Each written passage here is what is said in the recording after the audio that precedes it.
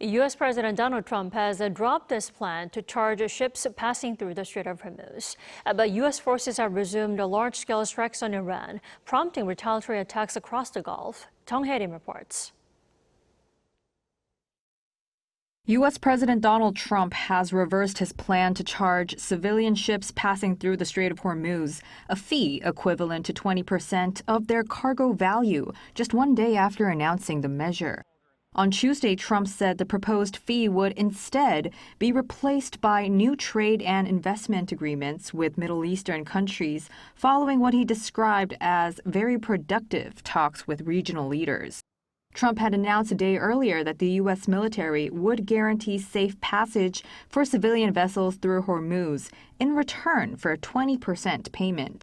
The White House argued the charge would compensate Washington for the cost of U.S. forces protecting commercial shipping from Iranian attacks.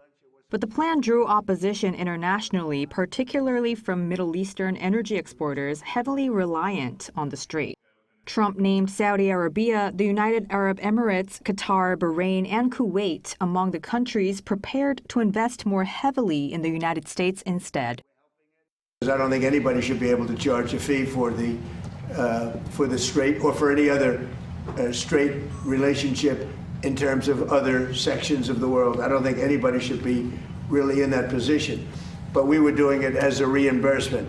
The Gulf states are going to invest a tremendous amount of money into the United States, and that was very satisfactory to me.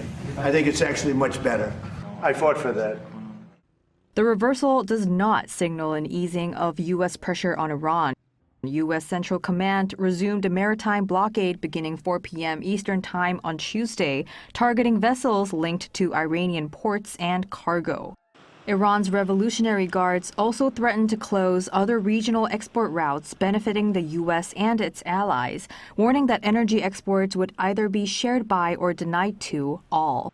Meanwhile, the Central Command also said U.S. forces struck dozens of Iranian military targets in a 7-hour operation.